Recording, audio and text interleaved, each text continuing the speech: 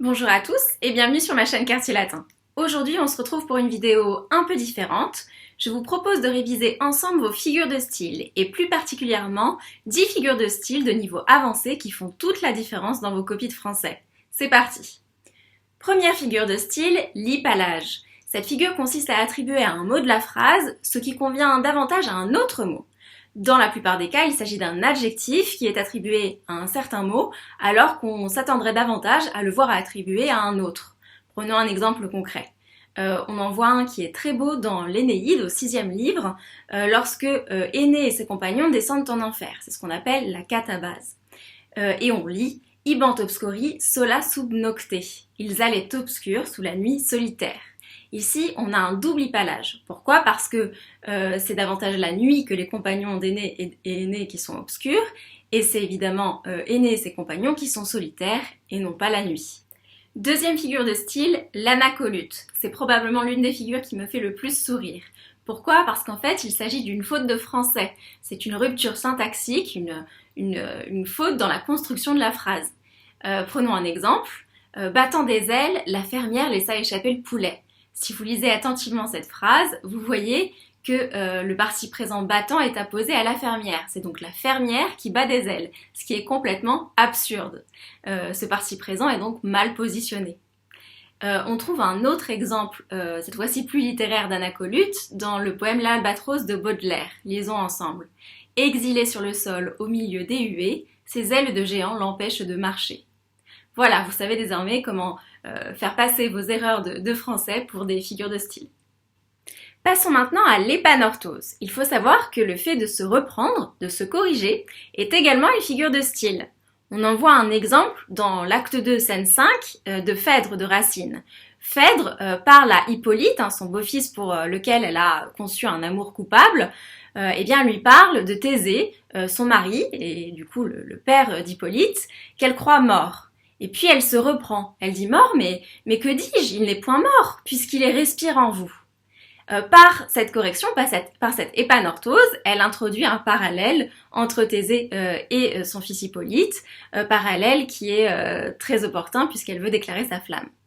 On peut trouver un autre exemple dans Cyrano de Bergerac d'Edmond Rostand. Lisons ensemble, c'est un roc, c'est un pic, c'est un cap, que dis-je, c'est un cap, c'est une péninsule.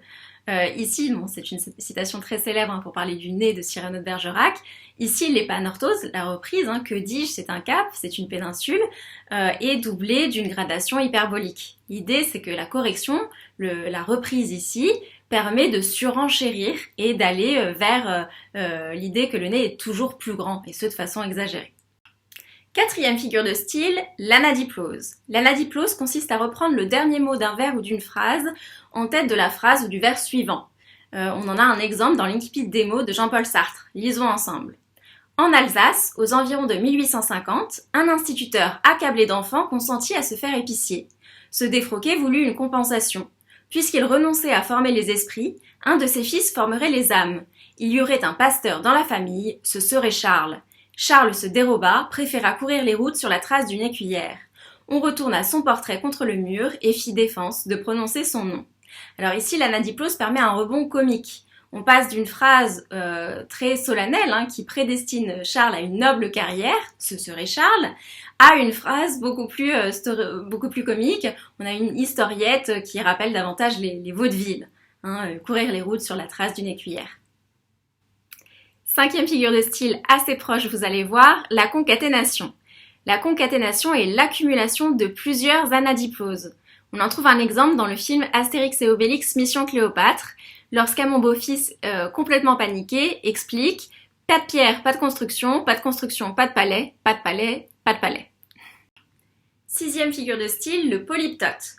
Le polyptote consiste à reprendre un même mot sous des formes grammaticales différentes. Typiquement, un nom qui existe à la fois au singulier ou au pluriel dans une même phrase, ou bien un verbe qui est conjugué différemment, pareil dans la même phrase ou dans le même paragraphe. On peut prendre pour exemple Bossuet, Madame se meurt, Madame est morte, ou bien une morale de La Fontaine, tel est pris qui croyait prendre. En latin, un polyptote c'est typiquement le fait de retrouver un même mot à des cas différents. Par exemple, dans l'adage « asinus, asinum fricat », l'âne frotte l'âne, qui veut dire que les imbéciles se flattent entre eux et se reconnaissent. Ici, on a bien un polytope puisqu'on a asinus au nominatif et à l'accusatif qui donne asino. Proche du polyptote, la dérivation consiste à utiliser deux mots issus de la même origine, de la même racine. Par contre, ça peut être deux mots de nature grammaticale complètement différente. Par exemple, un nom et un adjectif, un verbe et un adverbe. Prenons des exemples de dérivation. On en trouve dans le Cid de Corneille. Et le combat c'est ça, faute de combattant. Ou bien, ton bras est invaincu mais non pas invincible. On a un autre bel exemple de dérivation dans Gargantua de Rabelais, lorsque Gargantua a dérobé les cloches de Notre-Dame. Les Sorbonnards tentent de récupérer cette cloche en négociant avec Gargantua, et Rabelais se moque de ces Sorbonnards qui se prennent au sérieux en baragouinant un latin cuisine très approximatif. On entend donc le maître Janotus de Bragmardo, le Sorbonnard, expliquer à Gargantua, citons, ergo sic argumentor, omnis clocha clochabilis in clocherio clochando clochens, clochativo clochare facit, clochabiliter clochantes, paricius avet clochas ergo gulc. C'est compliqué à lire, mais on a bien à la fois polyptote et dérivation ici. Polyptote parce qu'on a par exemple le nom clochas qui est repris à clochas un peu plus loin, donc on l'a au nominatif et à l'accusatif pluriel. Et on a des dérivations puisqu'on retrouve tout un champ lexical autour de la cloche avec le verbe clocher, clocharer, mais aussi les adverbes, clochabilitaire et beaucoup de richesse grammaticale autour du mot cloche. Alors évidemment ici c'est un procédé comique puisque l'idée c'est d'avoir une telle concentration autour de ce mot cloche qu'on voit ici une perte de sens, une perte de signification de la phrase qui devient complètement absurde. Huitième figure de style, l'épitrocasme. L'épitrocasme est une succession de mots courts, souvent constitués d'une seule syllabe. Prenons un exemple chez Corneille, dans le Cid, « Va courvole et nous venge ». Ou bien un peu plus loin, « Et mon âme abattue cède au coup qui me tue ». Ici, l'impression est alors celle de la rapidité, d'une force implacable, et dans le deuxième exemple, on peut même dire qu'on entend ce coup, cette brutalité du coup, dans cette expression très, très courte, un cède au coup qui me tue. Neuvième figure de style, l'isocolie. L'isocolie consiste à trouver un équilibre rythmique entre les différents constituants d'une phrase. C'est un peu l'irruption de la poésie dans la prose. Il y en a tout le temps chez Chateaubriand. Citons, quitté de mes compagnes, je me reposais au bord d'un massif d'arbres, son obscurité, glace de lumière, formait la pénombre où j'étais assis. Ici, on peut avoir des mesures qui sont très identifiables de 5 temps, si vous lisez plus lentement. Son obscurité, glace de lumière, formait la pénombre où j'étais assis. Dernière figure de style pour cette vidéo, l'adunatone. L'adunatone exprime l'impossible, par exemple dans l'expression « quand les poules auront des dents ». Mais on peut trouver des exemples plus littéraires. Par exemple, chez Lauriamont, dans Les Chants de Maldoror, beau comme la rencontre fortuite sur une table de dissection d'une machine à coudre et d'un parapluie. C'est improbable, c'est impossible, c'est un adunatone. On en trouve un autre dans Les mots de Jean-Paul Sartre. Citons, 2 milliards d'hommes en long et moi au-dessus d'eux, seul vigie.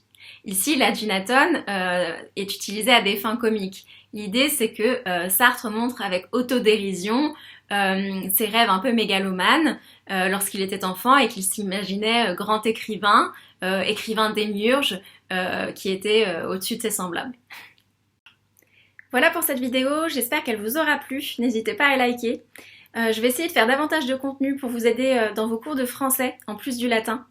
Dites-moi en commentaire ce que vous en pensez. À très vite!